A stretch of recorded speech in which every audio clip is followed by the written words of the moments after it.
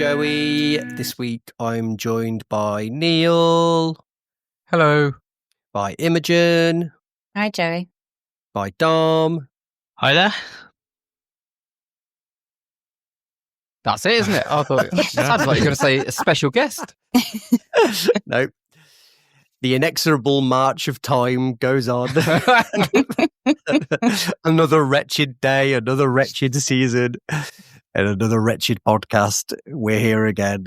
Season 14, Neil? It is, yeah. Can you believe that? God damn us. God, we're long, aren't we? Still, it could be fun. Has everyone had a good summer? Yes.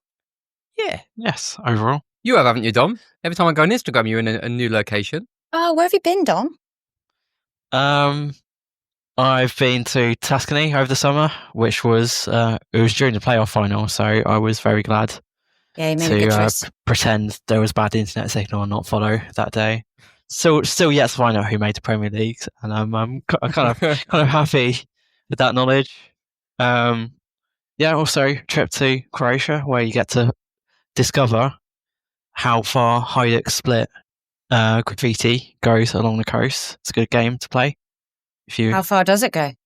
Oh, there's basically no team between like Hajduk Split and like Rijeka, which is like a 4 or 5 hour bus ride. So it's just the whole coast of just split the graffiti, which is fun to play. But yeah, Croatia was too hot, I'm gonna say. Need to turn it down a bit. Yeah, that was a summary. Did we want to talk about football or? No, not really.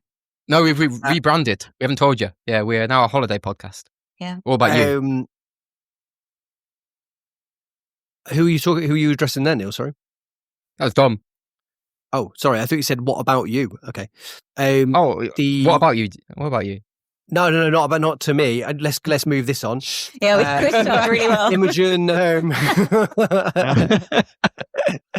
yeah, you're listening to the Neil Lamptey show. Imogen, the 14 years. I would like you to talk about, if it's not your highlight, it's my highlight of your summer and the real life in the wild spot that you furnished us with recently. Yes, it actually wasn't. It wasn't my highlight, but it will be now. I was just trotting back from the gym towards my place of work along the South Bank, and what did I see but a Pask removals van pulling out from a very swanky, very high-end building known as One South Bank, which, for those of you familiar with London, looks like the giant boomerang on the Thames. And yeah, he's obviously going up in the world because that's some high-end goods that he's moving. And I'm just really pleased for young Joshua that the Lord has guided him to such salubrious heights. Was he driving the van? He wasn't. I had a real good peer in, but he was not present. I guess he's too big for that now, right?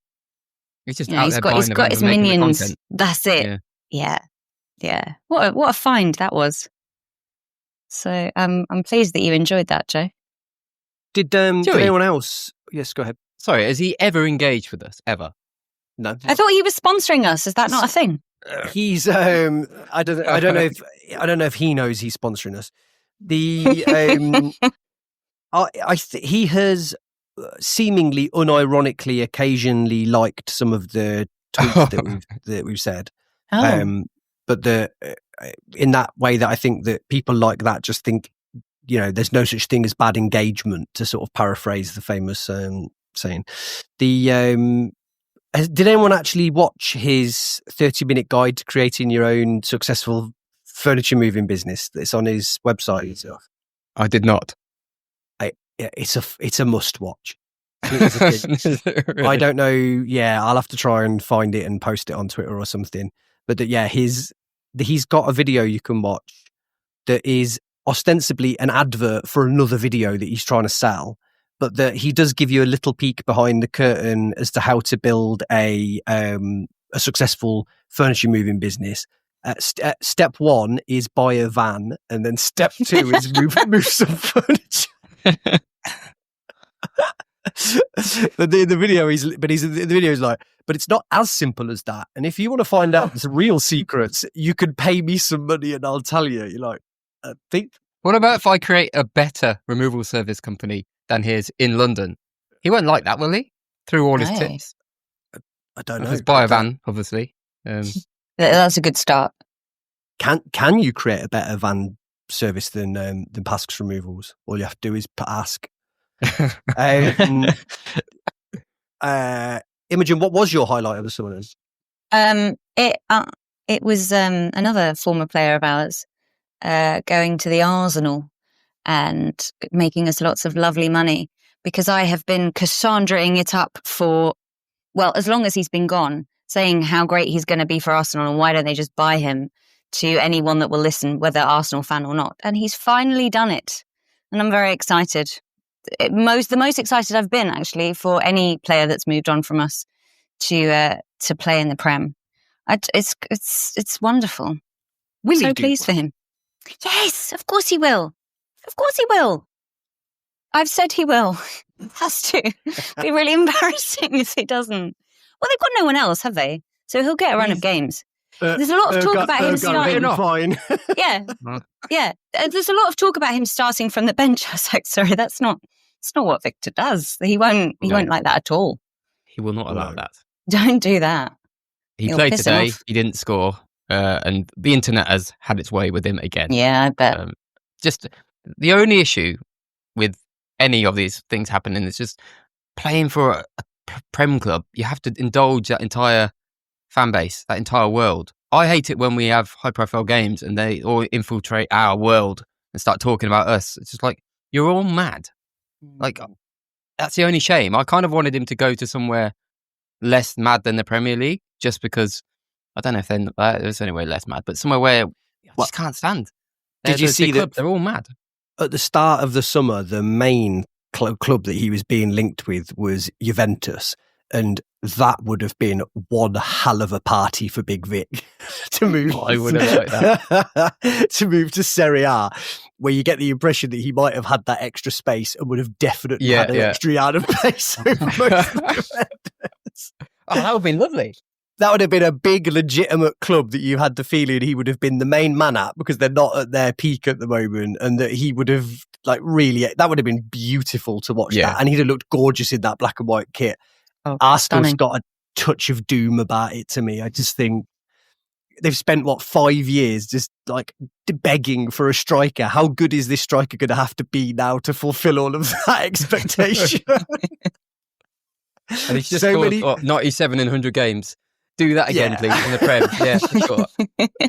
That's the thing. He'll end up getting 17 league goals next season, and there'll be Gyökeres out banners everywhere around. Yeah, okay. So you're very excited about that then, yeah? Yeah, I mean, one wouldn't say very excited, but yeah, it's nice. I mean, it was you described it as your highlight of the summer. Yeah, for the purposes of this pod. True. There's not really a lot else been going on. There hasn't. Cov related, is there? It's all a bit dry.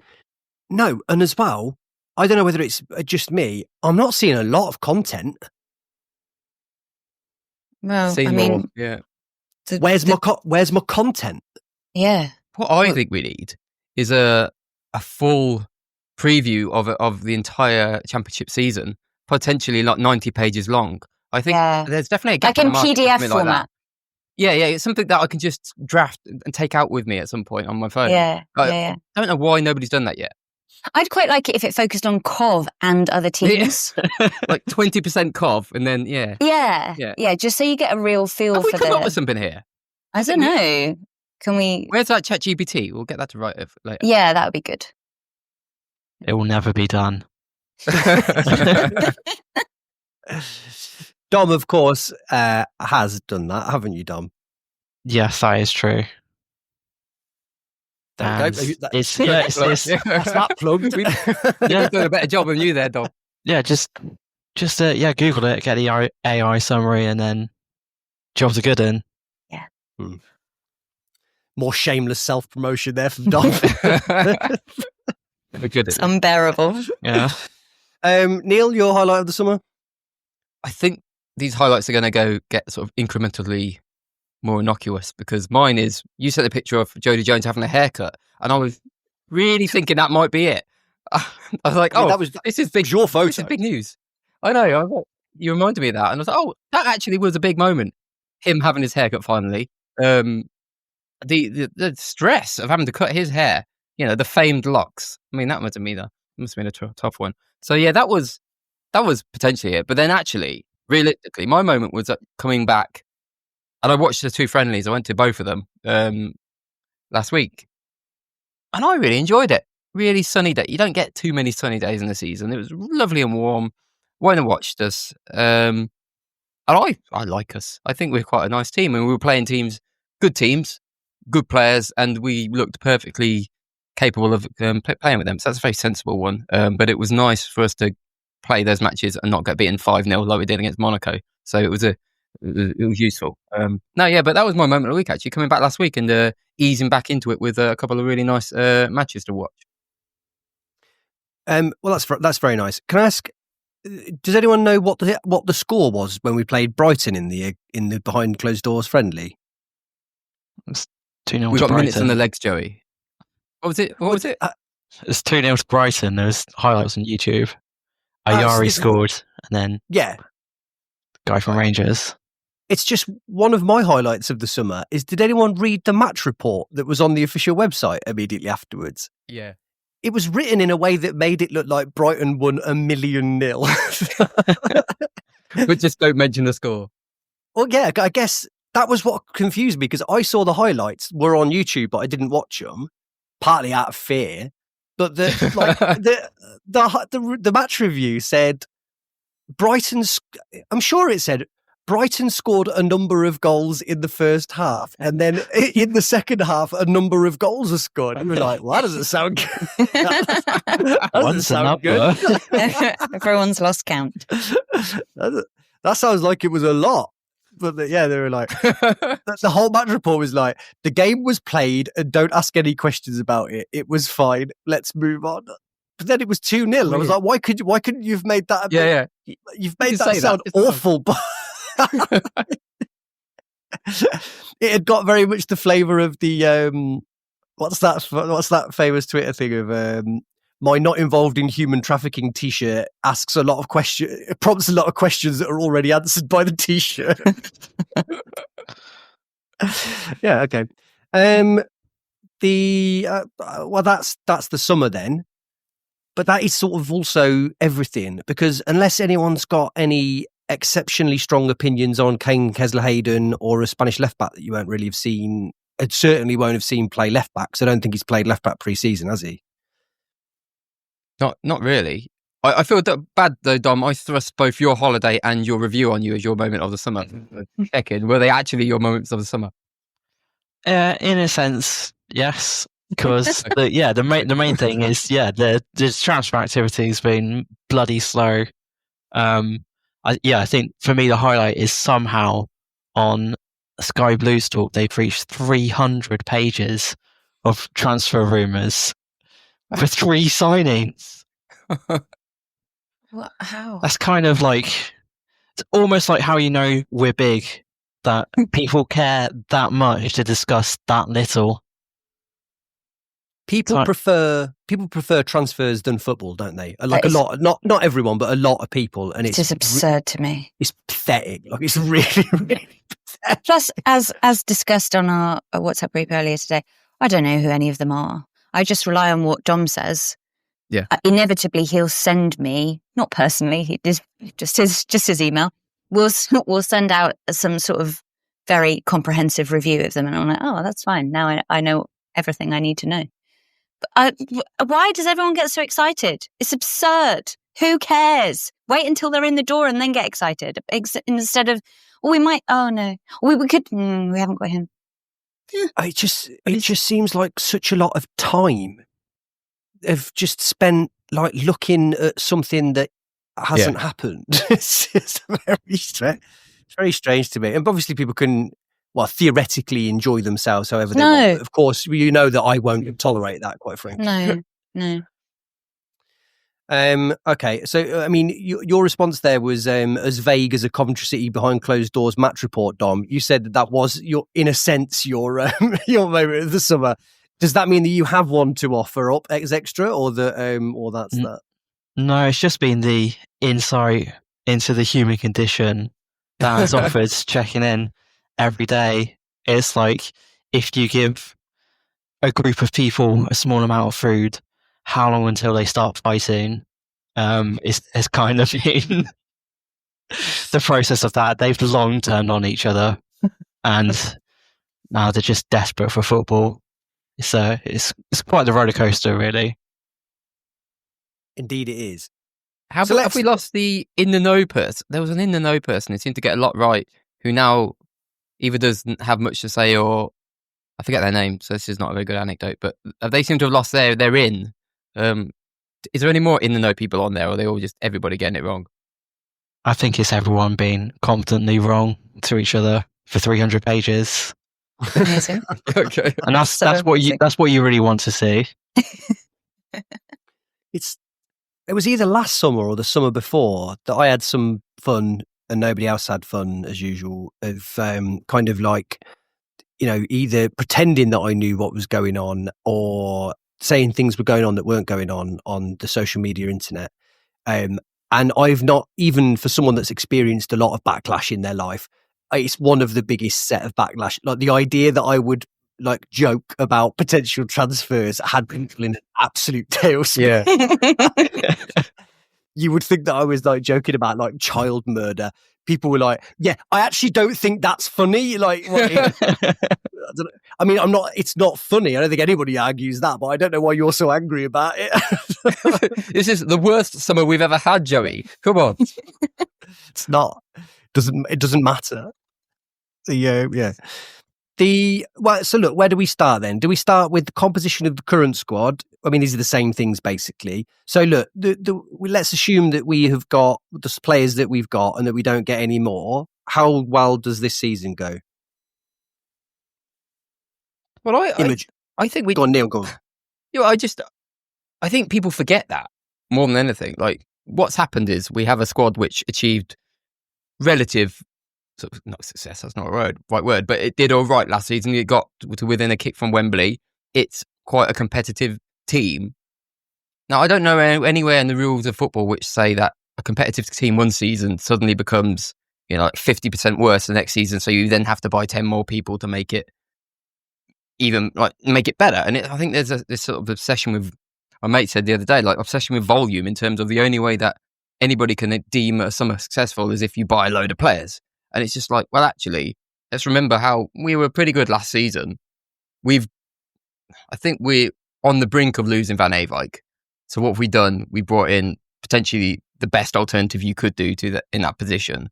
We're on the brink of potentially getting in a new centre back, and everything is still as strong in my eyes, as strong as it was last season. So what you're looking for is, well, are there areas where you can kind of improve, and I guess striker is the only area for me. Striker and centre back are the only two areas where I'd say, right, if I really want to push and solidify us to be a better team, they're the only places I'd go.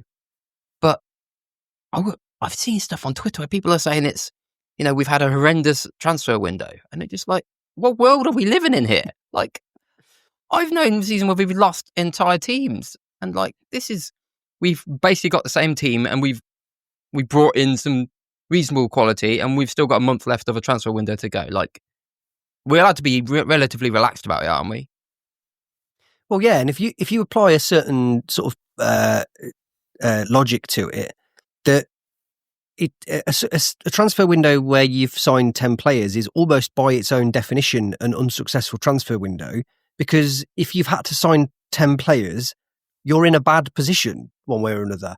That like if we had signed 2 players but we hadn't got a striker, for example, I could maybe understand it. But we do have 2 players in every position until Van Eyck goes. But even then, is you sort of think, well, we've got Lamptey can play right back. Like it's probably not perfect, but it's no different to last season when we made the playoffs.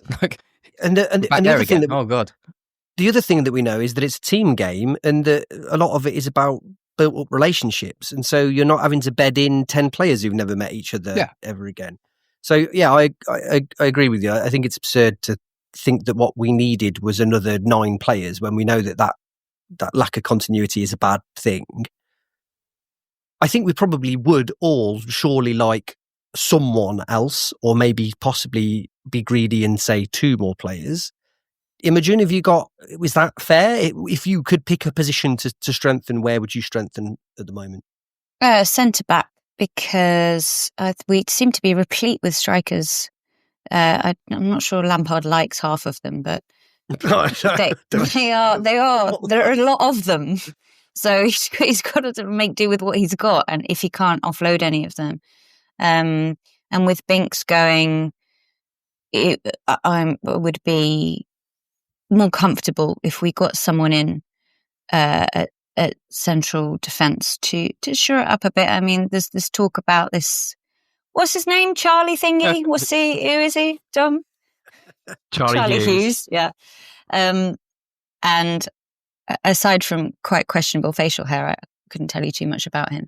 But from what you were saying, Dom, he would needed to be guided by Thomas rather than the other way around, which I don't think any of us is particularly comfortable with. It would be nice to have someone a bit more commanding, even if they're not the quickest, to kind of calm down that defence a bit, because they did get a little jittery last year. So I'd prefer that to a striker. What about you, Dom? What if you got one position that you could strengthen in now? What would you go for? I think at the moment we are short at centre back, and I think losing Louis Binks has given us an opportunity to strengthen in that area. Difficulty is that we kind of want a centre back that can do everything, because we have such a confidence in our defence. We want someone who's going to be part of a high line, who's going to be really physical and commanding, and they've also got to be good on the ball to fit into our style. So we're kind of limiting the type of defender we can bring in. For me, I think Callum Doyle fits a lot of what we need, but I'm not sure how the finances work on that one. But yeah, that definitely would be an area I'd like to strengthen. I think, yeah, if you get one player in there who you can just tell people to calm down a bit, because we're not very calm in defence, that would be a bonus. But I suppose that we've signed Carl Rushworth to play in goal over the summer, and that could make a huge difference, because we saw when Dovin was in form last season just how much of a difference that makes to defenders, knowing that your goalkeeper's not going to let you down. And I almost wonder where over the past couple of years we've been super flaky at the back, whether it's not necessarily down to the personnel but how they blend, especially when you throw the goalkeeper into the mix, where basically for the best part of 2 seasons we've had goalkeepers in place that defence have had no confidence in, and that's going to make a huge difference, on top of them being quite a young group of defenders and inexperienced and quite a fair bit of chopping and changing. So yeah, in addition to centre back, I think if we're trying to find someone who can do absolutely everything we think we're missing at centre back, we're just going to be chasing someone who doesn't exist. But yeah, if we can just get someone to add a little bit of class at the back, I think Doyle would fit in nicely, just because he's left-footed, and I think Doyle and Thomas would be a good centre-back partnership. But if we really want this Charlie Hughes, I think that makes a lot of sense, because he's got some physicality to him, so that can make a difference. But yeah, hopefully for that much money, though. Well, sort of looking at it a little bit closer, Hull think he is incredible. Their manager has slapped on a £20 million price tag. That's them being silly. Really? Clearly, okay. No one's paying that. But yeah, I think it'll cost a bit, because Hull think they're amazing. Despite being under a transfer embargo, I think they're their decision-making news of that? process. Were they getting news of that today? Whether that's being lifted or not, I hadn't see if it was. I wasn't entirely sure. They signed Ollie McBurney today. Oh, lovely. But yeah, they're having an interesting interpretation of a transfer embargo because they're signing just about everyone at the moment. So they love a signing. Like a really bad parent. They're like, okay, but that's the last one now. I'm serious that you can't sign anyone else. Promise? Okay. This guy plays for Trabzonspor.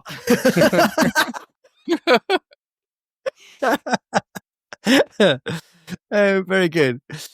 Neil, can you, for the sake of kind of conversation, make an argument for going for a striker as opposed to a defender? Yeah, I can do. My biggest argument is we've got one that he seems to trust or like the look of, Haji Wright, and the other main one, Ellis Sims. Frank Lampard didn't trust at all for a single minute in the playoffs, which is an interesting. So we've now going into a season with somebody who he didn't really want to play a lot last season. So in a similar position to the keeper, where it makes sense where you're a new manager to, there's certain positions where you really do want to have your stamp on it, and like you can turn up, and if you just don't like the keeper, you're going to get in somebody that you want.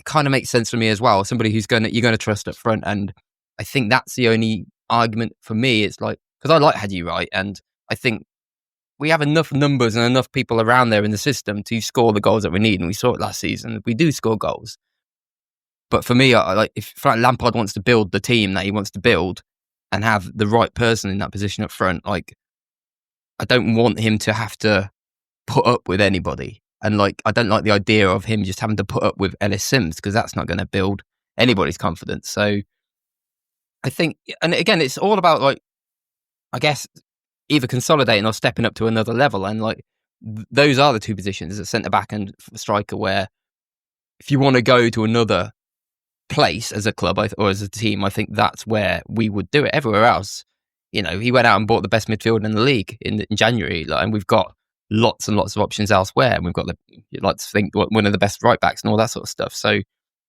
striker is one position where it's still up for grabs, because nobody really has stepped up. And it will only be one, really. Realistically, it'll be one player playing in that position. And it's going to be either Haji Wright and it's the or that I'm worried about, I think. And wasn't there talk of Bissett going? Or at least going on loan? I think I don't know whether, because he didn't even make the bench for the two friendlies, I don't think. So whether that was, I think Lampard said it was just about numbers, and Abiku's there now as well. So it just feels like if he's not going to be an option, we need trusted options. Well, I didn't wonder whether Bissett's continued presence, was the biggest indication that we had intentions to bring in another forward player, because I just frankly don't believe that there hasn't been the opportunity for him to go out on loan. And if that's the case, then why hasn't he gone out on loan? Yeah, because it was, I can't remember the team now, but last week it was all talk, wasn't it? Yeah, it was all talk, and it was almost on the way alone and that's kind of just gone quiet. But I think throughout the summer, there has been teams mentioned, like a raft of different teams. Yeah. At one point, it was like it's a case of him deciding between these three teams or whatever, and as well have talked possibly of it being permanent. But he's not gone, and I know nothing as usual. But I just struggle to believe that there wouldn't be a team, even a dumb team that don't do any scouting, that when a 19, 20-year-old striker who got a Belgian cap last season is available on loan, will take him. Like, I don't. So unless Bissett is saying, I'm going nowhere, which it could easily be. Or saying, you must play me all the time. Which there might be. But I don't know why he's not gone out on loan. I bet it's not that. I bet, like you say, I think it's probably more realistic that either Sims or BTA or someone has to go before we sign a striker. But that it is a curiosity. It's also a curiosity that, like, I don't think anyone has got massive amounts of faith in strikers other than Wright. And even then, I think there's probably sections of people that might not have total faith in Wright. But that Bissett doesn't seem to be anywhere near anybody's conversation whatsoever. It's not like that seems to be the answer for anybody. And I think that's quite a sane approach. Did anyone see what Lampard said after St. Pauli about strikers? I did. I can't remember. What did he say? So he said it was like mega backhanded compliment. He was like, yeah, it's nice to see Sims and Brandon Thomas-Asante score because we haven't really had goals from strikers pre-season. Like, yeah, okay. And then he said, yeah, it'll be interesting to see what happens. It was good to get Hadji Wright back on. He'll be a really dangerous option for us through the middle when he's back fit. So I think it's probably a first choice front three of Wright, Sakamoto and DMC, isn't it? I think it will be. Yeah, I think that's most likely. And it's just the others. What can they do? Because we will need the others. Yeah, true. How much does that sparkle with you, Imogen? I think when they're fit, great. And I'm hoping that Mason Clark is going to sort out his finishing and give us a few more extra goals this season. That would be lovely because I thought towards the end of last season he looked very promising. But Sims is such a confidence player. And there is obviously something about, I don't know whether it's Lampard or whether it's that he just wasn't scoring quickly enough last season. He wasn't the same player. That's not a novel point. We talked about that a lot last season. If he can't get that back this season, I don't know. I don't know what else you do. I don't know how else you rejuvenate him. And it doesn't sound from what Lampard has said over his time here that he's that interested. It feels a little bit like, well, he's not giving me the right attitude, which, is fair enough. If he's not performing in training and he's not scoring goals, there's not really much else you can do. But it feels not in a dissimilar way to Collins. It feels like if we're not gonna get the best out of a player, there seems to be very little point in hanging on to him. But if no one wants to buy him, then you've got to do more than just go, well, he's not good enough, so he's just going to sit on the bench. Like, I think it is up to Lampard and the coaching staff to get more out of him rather than just sit there and sulking. I'm surprised no one's come in for him. If that's the case, it may well be again I think there's a club that he goes to and scores a load of goals. I think he could score a load of goals this season. Me and Paul were talking about this. This is slightly off sort of tangent. The reason that I find this particular, and I suppose it should be the same for every season, to find this particular season preview so difficult, because even though we know the players much better than we do in previous seasons, it feels like so many of the squad have got such high ceilings and so low floors this season that I just don't know which version of them are going to turn up. So is the version of Sims that we've seen in the second half of his first season going to turn up and he could have 30 goals? Hadji Wright could score 20, 25, 30 if he's fit all season and plays to the upper limit that he can perform to. But we've also seen him be, not very often, but we've also seen him be fairly crap. I think Mason Clark could have a really good season. I agree with you, Imogen. I think he finished last season really strongly, and with the kind of horror of the way that the playoff semi-final finished, it's easy to forget. I thought he was brilliant that night. I thought he was just really, really, really strong in a really difficult game, and he could be really good. Torp could have a really good. We haven't even talked about the cult figure that is Victor Torp over the summer. But again, does Rodoni kick on even more than he? Like, if Rodoni kicks on more than he did, ludicrous increase in sort of quality towards the end of the season. If that goes up again over the summer, he could be like a standout player in the champ. So there's loads of different things that I think make it impossible to say because they've got no idea which version of these players is going to turn up. Rumour 7003 is that Rodoni is in. It was in Newcastle. They're interested. Well, that's the latest one. They were. So. That sort of cooled, didn't it? Did it? Good. I think because it could be. He could be special, couldn't he? I mean, and I think it's a big difference between having him and not having him. That's a real sort of open point. That one, I think, on Rodoni. Like you don't have that sort of special player that we were starting to see in the team that seems like a gap. So, you've got, because Torp is kind of hanging around in that position, but he's a very different player for that position. And it's, that's the one area where I'm mindful of. Like Van Avermaet one, I've kind of come to terms with, he's almost likely to go.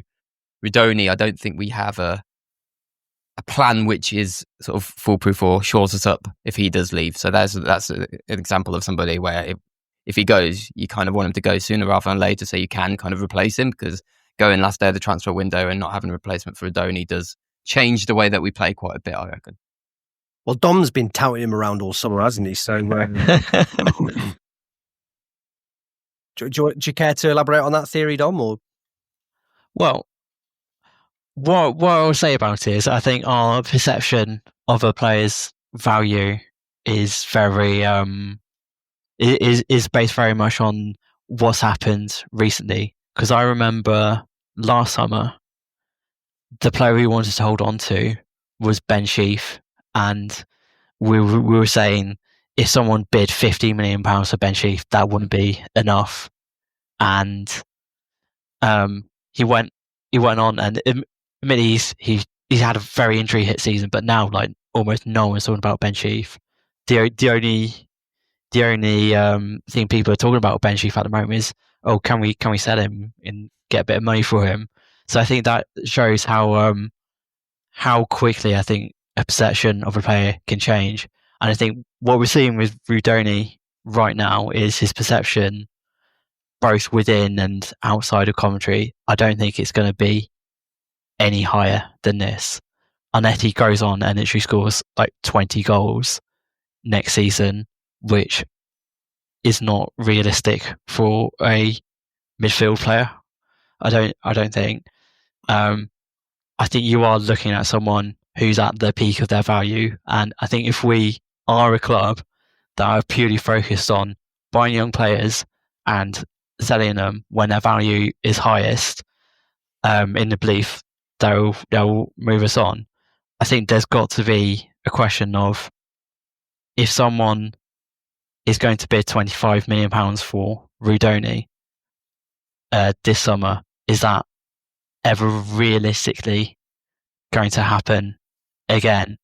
You'd be mad to turn down that sort of money, I think. Yeah, surely. Yeah, I think like this would be the summer where you get that kind of crazy bid, and I think then that asks the question of where this club is at.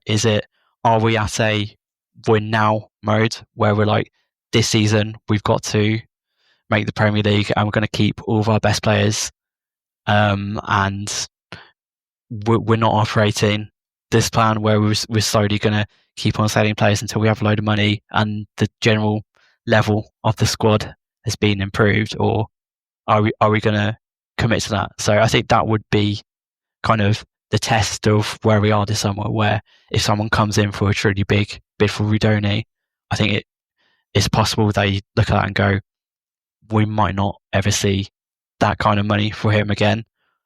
Or you go, he's our best player, we think he's going to stay very good, and he's going to get us in the Premier League, so that's worth more than £25 million to us. So no, we're holding what we have.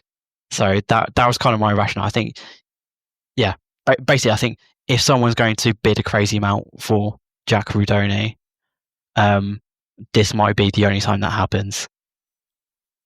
So, in a nutshell, if a club bids more than you think a player is worth, do you think we should sell them? I mean, that is that is crazy. But there's this, yeah. I think with Rudoni right now, there's this hype machine. People are talking about him as the best player in the Championship, and I think you see like how quickly perceptions of players can change over time. Like, like the Ben Sheaf example, and like that mainly led like Birmingham to pay £15 million for Jay Stansfield last summer. Sometimes you just get a club and a player, they go, we've got to have them for whatever money. Well, yeah, I think a lot of people would have I think a lot of people would have wanted us to turn down a bid of less than 10 million quid for Sims after his first season, wouldn't they? And again, is that now, you'd probably take that on balance. Yeah. I'm quite bullish on Radoni just in terms of his quality there. I mean, I agree with what you're saying in terms of if somebody comes in with 25 million, you take that because it's too much of a risk not to accept that sort of money. But I think, in a way, I think he was only just scratching the surface of what he could do consistently last year. He had a great season, but really it all kicked on in the last few months.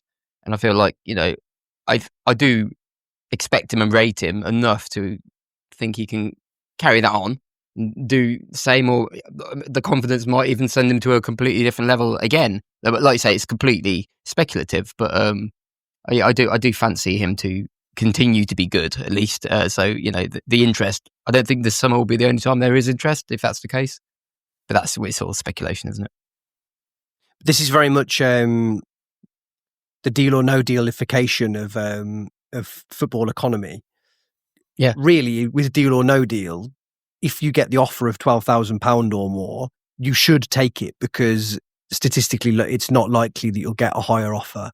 But of course, the £250,000 could always be in your box.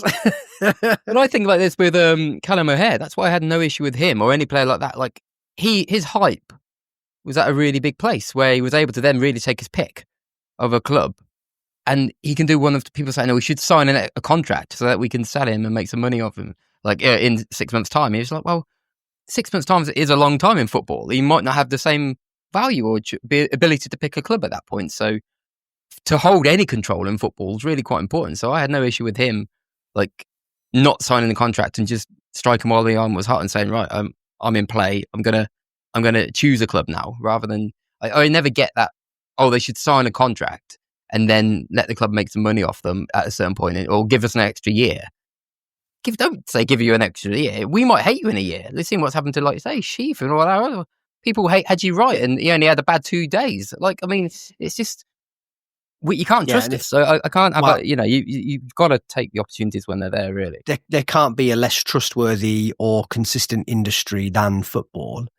Like, or you're Robbie Keane rocking up at Inter Milan 19 with the world ahead of you, and then Lippi gets sacked, or Lippi comes in. I can't remember which way around it was, and he's just like, "Who is this Irish child? Get out of me!" Like, it's not. If someone in football was like, "Listen, sign this contract, and I promise we'll let you go," you'd be like, "Oh yeah, that's I'll take that to the bank." Okay. Any other particular positions that people would like to see strengthened in an ideal world? I know that Paul is by the way, Paul has become, especially because of how long it's been since he's been on here, something of a Maris figure on this podcast, a sort of frequently mentioned but never seen. He's very keen for us to sign a central midfielder. I don't know whether I'm as bothered about that. To play alongside Grimes? I think he hates Matt Grimes, so I think he's hoping that somehow you and Dom? Grimes from the team. No, I don't understand that. But anything else? I mean, the other thing in terms of, and I mean, what a terrific position to be in that we're quibbling, that I'm sort of positing about, problem being that we might not have sufficient backup for Sakamoto. I gather that we've finally seen Schrodinger's footballer Raphael in action over the summer, and has given some output. He's not just a retail clothing model. He's made some goals over the summer, hasn't he? Yeah, I watched him. So there's definitely more work to be done with him. From what I can see, I think there's a level of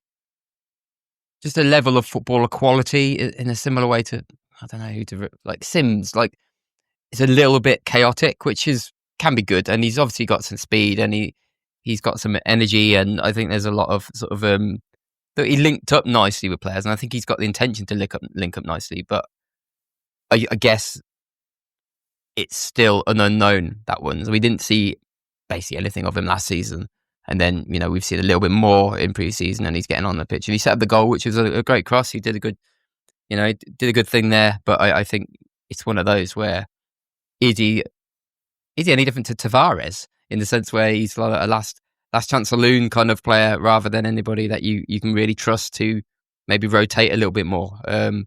Yeah, we'll have to see more of him. Like, it's just one of those things. You're never going to be able to judge it until you see more of him on the pitch.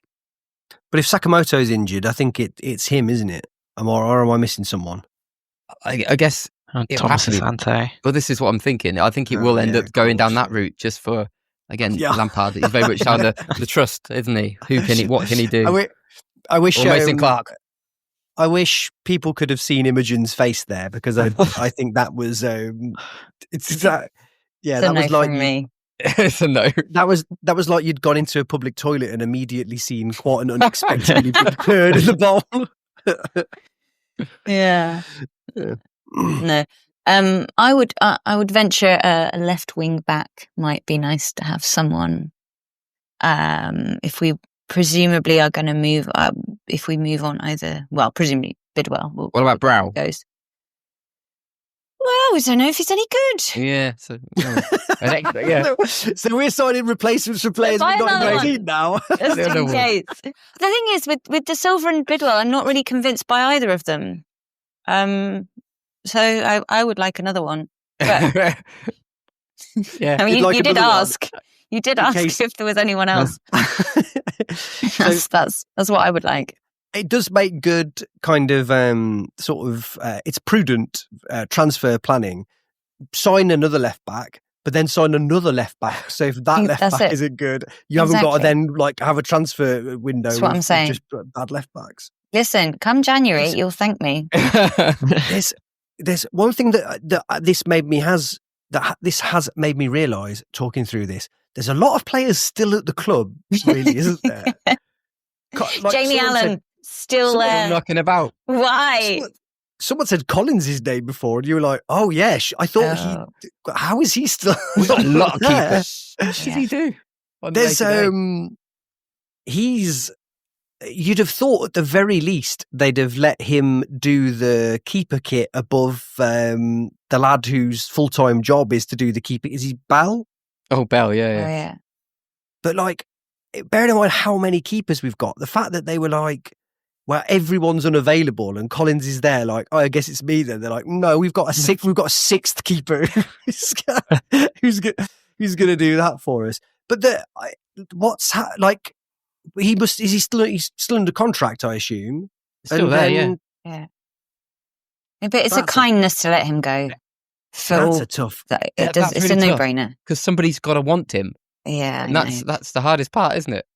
Well, we bought Martin Waghorn. I mean, someone will be. You make a strong point. But this Rushworth character intrigues me. Why has he turned down Champions League football to come and play in the Championship with us for a season? Other than the fact that he doesn't want to move to Belgium, it's quite strong. What are we offering him? Presumably, they have said even when Dovin's fit, he'll still, that he'll be numero uno. So when I first read about him signing, I thought it had said that Brighton had tried to sell him to us for 7 million or whatever it was. And then when I read it properly, it turned out, and anybody can correct me on this if I'm wrong, that we had bid 7 million for him and it had been turned down, and that we had loaned him as a kind of silver medal.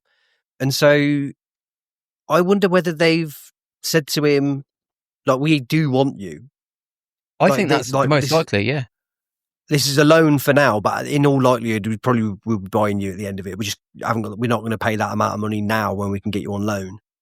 I think that makes sense because they've come into the club, like I said earlier, they've come in and you want your own keeper. They've inherited two, which I think they don't trust. Collins, who's just been a calamity, and I just think there's a Wilson factor where he's there, he's around, but he's never going to be his first choice. And Dovin was the one that was previously scouted. He was going to be the main man, both injury and the fact that he wasn't the one that they scouted. I just feel like when you come and manage a football club, goalkeeper is one of the positions where you want your say. And this is their guy. And I don't know, did you watch much of him in those two games? Because he was all-round game was very, very tidy after he made that mistake. But he was really good and really sort of, I was confident watching him. He seemed to have a good presence about him. And then a few too many Cruyffs. He might have to rein that in, I think. But yeah, he looks good. Does he shout? He shouts at Ben Sheaf a lot. he was deflecting big Okay, time. I like that. I like a shouter. God, he was launching into Ben Sheaf where he just let the ball get like when he was at fault for the goal, and then he had a go at Ben Sheaf, and it was a good 2 minutes of just shouting at Ben Sheaf for this one moment. It's like that is the biggest deflection I've ever seen in my life. Like it is. I'd be looking at myself in that situation, not having to go at the club captain. I don't know. That's Joe Murphy levels of It really deflection. is. Yeah. I'm really hoping that if he's already shouting at Sheaf, that he might take up my mantle of shouting, "Please God, don't shoot" at him whenever he's. Yeah, I hear you in my head every time he gets there. Just like, I can see you shaping up for it, Ben, but come on, we all know by now this isn't the right thing to do. Come on, Ben, come away. It's a rarity now, a Ben Sheaf shot, unlike the old days. Just stay near the halfway line. There's no need. You've got loads of really positive qualities, but it's like there's kryptonite in the fucking opposition goal, and the closer you get to it, the more that your strength wears away, Ben. You've got to accept this by now. It's getting on my nerves. You were really excited you were uncharacteristically excited by Rushworth when it was announced, weren't you, Dom? You were like, this guy's actually a good keeper. I seem to remember. Yeah, I think the good thing about Rushworth, I think, is first and foremost that he's someone who makes big saves, and we saw over the winter when Dovin was fit. It just makes such a big difference when you know your goalkeeper is going to be there to bail you out, and that can keep the points ticking over. And I don't think if we are the theme of the last 3 seasons is we've started terribly and have had to put together miraculous form to give us something to shoot for at the end of the season.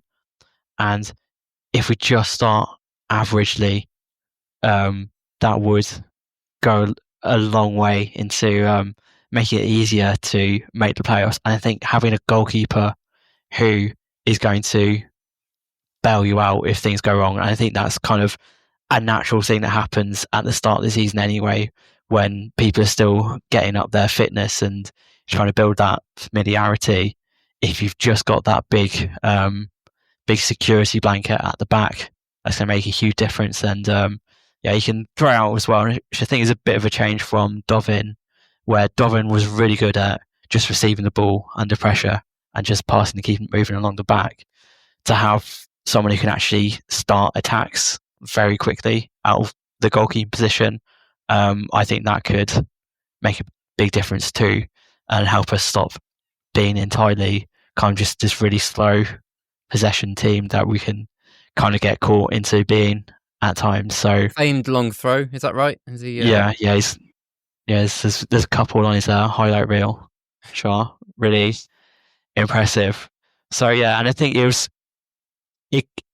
the situation with Dovin, you could have gone, well, if he's just out for a few months at the start of the season, maybe you can get by with what we have, so maybe we don't rock the boat. I think the fact that we've gone out to sign someone who's number one quality, and even if Dovin's back, there's actually Dovin's going to have to be very good to take that shirt off Rushworth if he performs as we expect him to do. I think that's just possibly the best piece of business we can do all summer.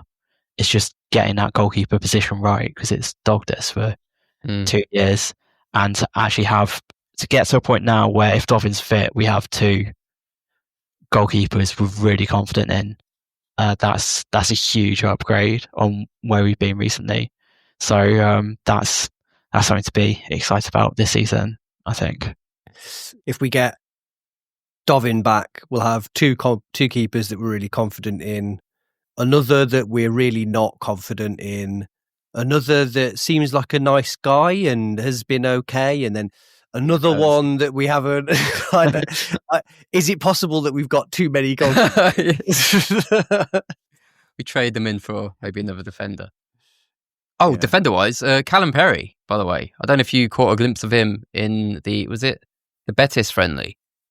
Yes, everyone was chatting about him, weren't they? What a lovely 20 minutes of football from somebody I've never seen play football before. He was a young lad, played centre defence, came on, enthusiastic, good on the ball, seemed very, very comfortable. And, I think a good thing to look at with young sort of footballers is just how comfortable they look and how quickly they get to look comfortable on the football pitch. And he was very comfortable very quickly. I mean, we've seen Ryan Haynes be sick on the football pitch because he was that nervous. So that's my sort of level of what I don't want to see from a young kid, but it's also what's possible. And no, I was just not going to go too far because it's his first game I've ever seen him, but really good to see a young kid come from the academy and actually play well for us, because it's been, I was thinking the other day, it's Jordan Willis was the last one I can think, an actual centre-back who's come through to the first team and become a first teamer. Like, nobody else has really. I think Jordan Thompson made a couple, but it doesn't really count. So it's nice. Would you? I think would you? Yeah. Yeah. Yeah, I suppose that, the other one out of the academy we might see more of this season is Kai Andrews. Yep. Who got a call up for Wales before he started a game for us, which was really cool. But yeah, I think from what I've seen in pre-season, he's also looked fairly ready and just physically more than anything. Because I remember when he came on against Rotherham a couple of years ago, we were 5-0 up, and even then he looked a bit off the pace. He looks a bit more switched on, but yeah, it's just such a tough pathway to get in now because he's competing with 4 or 5 senior players with over 100 appearances in their locker. So but it would be nice to see a couple or just one academy player come through this season. Would be nice to see, especially if, there was tentative suggestions Josh Eccles might be going at some point, which never really happened. But that would have been disappointing, because I think with Eccles, it's kind of someone who's been a bit underrated. We kind of haven't really appreciated what he's been able to give us, and I think he's possibly someone who could be useful this season as someone who can play with energy and will get about the pitch. I think that's what you need over a long season, so let's hope Eccles sticks around. There's a real chance that he could have the season that means that we don't have to play Jamie Ellen anymore. I feel a bit bad for Jamie Ellen because whenever we've needed him, he has bailed us out. But again, it is another player that you think, oh, you're still here then. Which is funny because I didn't remember reading anything about him signing a new contract, and I started wondering whether he was just sort of hanging around and playing anyway. But I'm guessing he did. He did re-sign, did he? Yeah, he's got. I think it was like a parents-based thing because he should have been out of contract over the summer, but his name was not on the release list. So begrudgingly they just had to. Maybe they just didn't notice. I know I haven't got a contract, but can I stay? I guess so. Yeah. Demand a union representative is with me at training sessions. Well, there you go. That's a comprehensive season preview, isn't it? I feel ready now. Bring on whenever we're playing. Well, actually, it's not. But I tell you where you can get a comprehensive season preview if you want. Oh, where is this? Too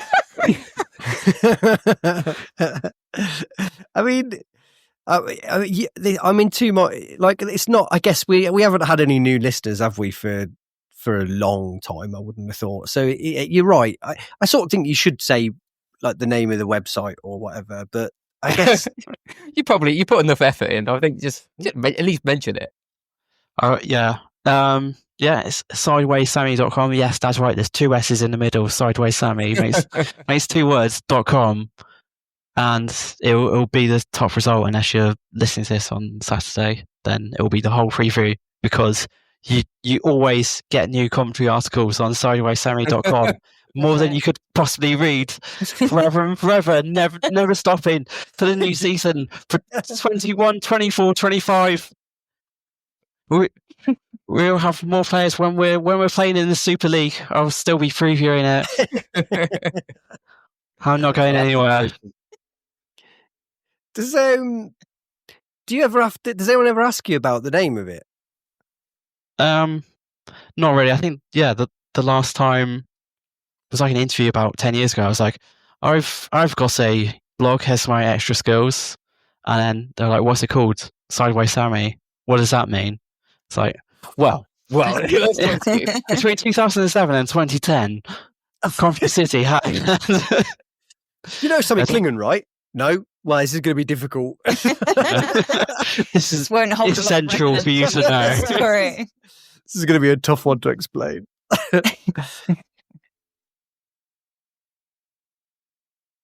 Right. That's everything. Should we go then? From a dated blog name and a dated podcast name, I guess, because nobody knows who the hell Neil Lamptey is either, do they? So, the kings of anachronistic content. Confoundingly named anachronistic content. Do you want to navigate to a website and read a long form essay? Do you want to listen to one of 10 million podcasts? Only this one lasts an hour and no one knows why it still exists. We didn't mumble. It's called the Neil Lamptey Show. Can we subscribe and we will fax you our latest... find us on MySpace. Come on. Okie dokie. Right. Well, thank you, Neil. Thank you. Thank you, Imogen. Thank you, Joey. Thank you, Dom. And we will be back sometime. Bye.